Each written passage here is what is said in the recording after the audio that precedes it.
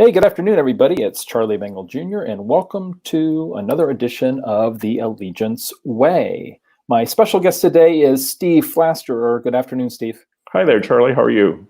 Great. Always good to see you. Steve Thank you. was licensed in 1997, joined RE/MAX in the year 2000, sells in DC, Maryland, and Virginia, and is a superstar, closing in excess of $200 million in his career. So we're talking to an experienced agent today. Let's start 22-year career, right? Yes. But 10 million average a year is not too shabby, right? Yeah. I love it. So talk to me about what got you into real estate. Well, so originally I went to school for education. I taught deaf kids. My degree from college was education of the deaf and hard of hearing. Interesting. I did that for 15 years in the Chicago suburbs, moved to DC in the late 80s, and then interior landscape. Did that for 10 years and kind of realized that the body didn't like carrying around jugs of water and so forth. I did a variety of things with that company. Interior landscape. Interior landscape, tropical plants inside hotels, shopping malls, the Four Seasons in Georgetown. That used to be a jungle. It was great. Oh, yeah, it was great. The Willard, all the Marriotts in the region, a lot of shopping malls. So I did that for a while, and then decided it was time to do something else. And I always liked houses. I like people. Isn't that what they always? That's what we do. Little did I understand that you were helping people with the largest financial investment of their life, and I quickly found that out. And I do appreciate that people do honor and trust me with their doing that, allowing me to do that with them. So it's a great thing. And I have learned over the years that I am a marriage counselor occasionally, a hand holder certainly, and just kind of generally am the quarterback of transactions and so forth. So it's a little bit of financial advisor, marriage counselor, the whole bit. It's definitely an interesting gig, is it not? So those of you watching a year from now, perhaps on YouTube, guess what? We're in the middle of COVID-19 right now. So I want to ask you, how have you pivoted your business? What have you changed? What have you had to adjust in the last, say, 6 or 7 weeks? Well, certainly there are a lot of guidelines that we're abiding by, but my business is still steady. Not, I would say some people have paused their searches. Buyers have. I think sellers have postponed, which I think is certainly understandable in this environment that we're dealing with right now.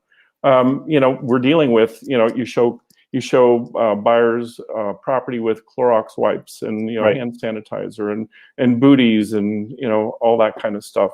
I give them very strong instructions about how we're going to view a property. I'm going to be opening doors. I'm the one that's going to be turning on lights, turning on faucets. Don't touch anything. Ask me. I'll do it. Got it.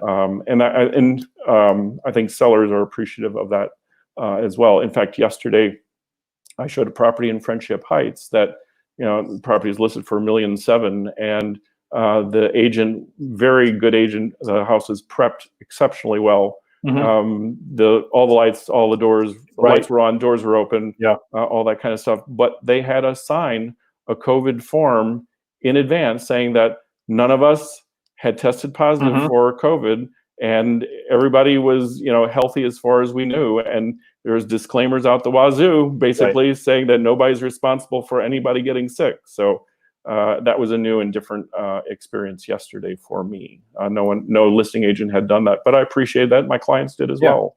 I've seen some of those forms floating around. So we've talked about how you've pivoted. Talk to me about the market. So you've stayed kind of steady.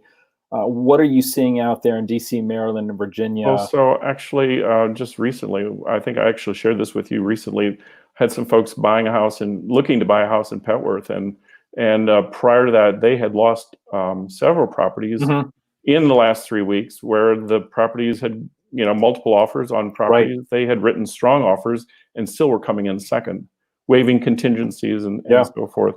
They finally secured one. It had been on the market for several weeks, and we probably got it at a $10,000 discount. Just simply because people hadn't been out in droves looking at it. I think 2 months ago that property would have commanded at least 4 or 5 offers. It was priced at $750,000, And it was a lovely home, well located. And again, my clients did very well in this market. We're not seeing huge discounts. If that's right, there are buyers who think that that's the case, that everybody's freaking out. All the sellers are going to be willing to bend over backwards and sell anything at a real discount. That is not happening. I was out with folks in Springfield over the weekend, and we were out on Sunday, and between Saturday afternoon when I selected our properties to view and Sunday, one of the houses we were going to look at had gone under contract. While I was out with them, I got a call from a listing agent of another house that we were going to see. She had received an offer, and they were going to look at offers on Monday. So literally 3 of the 5 houses that we were looking at were going under contract. So there are things happening, and it's not a dead market by any stretch of the imagination. Yeah, I think things were so nutty. We didn't really have a winter, right? It was just, you're right. It was so mild. Spring kind of sprung almost in January, and things were so busy. So you and I have talked. I've talked to so many other agents about, if you're a buyer, if you're comfortable financially, you're not worried about furloughs, layoffs, et cetera. There are opportunities in this market with the low interest rates, and instead of 10 offers, maybe you're competing with 2 others, and that may not sound like a win, but it really is a win. It's a very, very definite change in what the competition is. So that's all good, and we understand that. Right now, we're here in May, and really should be a very strong spring market. The strong spring market may be happening in August and September, right? Because people have postponed so much, and there's still buyer demand, and there's still sellers who need to sell. So it should be an interesting fall. Yeah, the usual kind of sleepy on vacation August. A lot of people will be staying home, I think, right? Exactly. And I suspect August is going to be like a spring month for us. I would agree with that. What recommendations do you have for people who are maybe thinking or needing to sell or buy right now? Well, so if they're needing to sell, I think we number one need to talk about whether they're comfortable actually having the public come through their home. Yep. We can certainly take precautions in helping them feel comfortable with that, spacing out scheduling of showing appointments so that there's plenty of space between the different times that people are showing, limiting the number of folks that are in a property.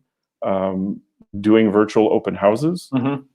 Yesterday, actually, the property that I did show in Friendship Heights, the husband was not able to make the tour of the home, so we actually FaceTimed him.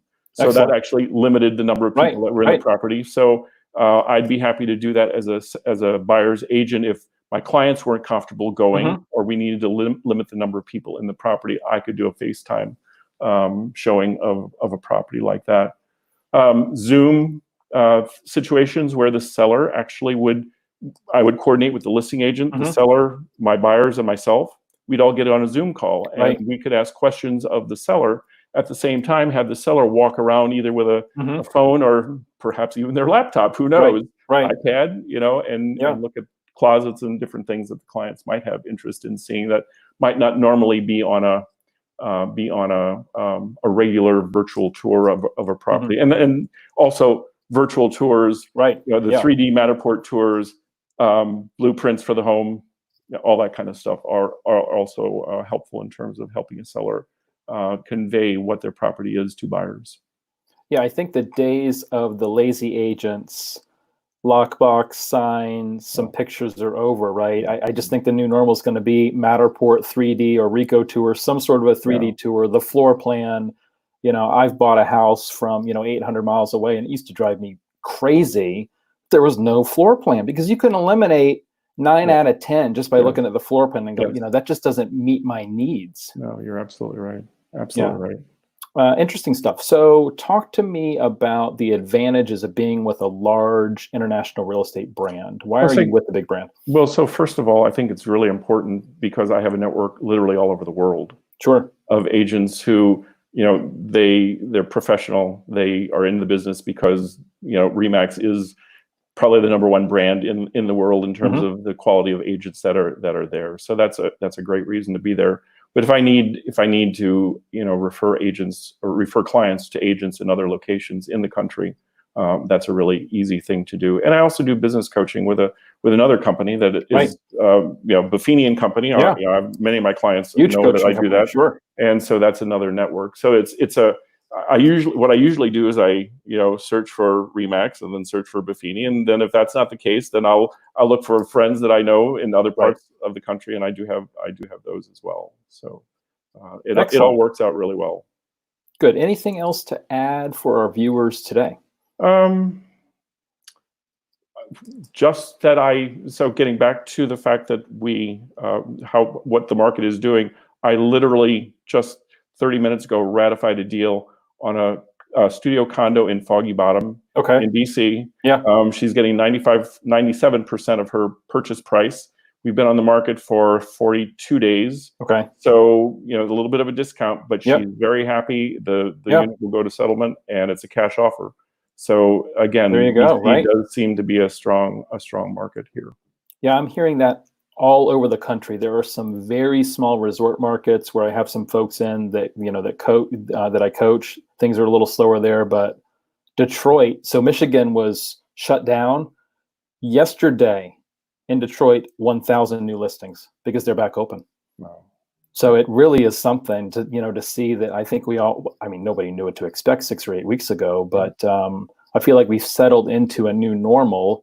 And if you're comfortable buying now, I think there's a great opportunity. And if you're comfortable selling now, there is too, because we thought inventory was low a couple months ago. It's even worse now, right? Yes, absolutely. And hopefully that will change. And like I said, there's going to be advantages for buyers here in the next couple of months, and sellers as well. If they need to sell, there are buyers that are out there that are willing to purchase.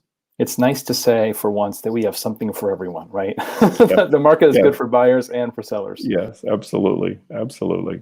Awesome. Very good. Steve, always good to see you. Thanks again for being on the show, and have a great rest of the afternoon. Take care. Thank you. You as well. Bye-bye. I know.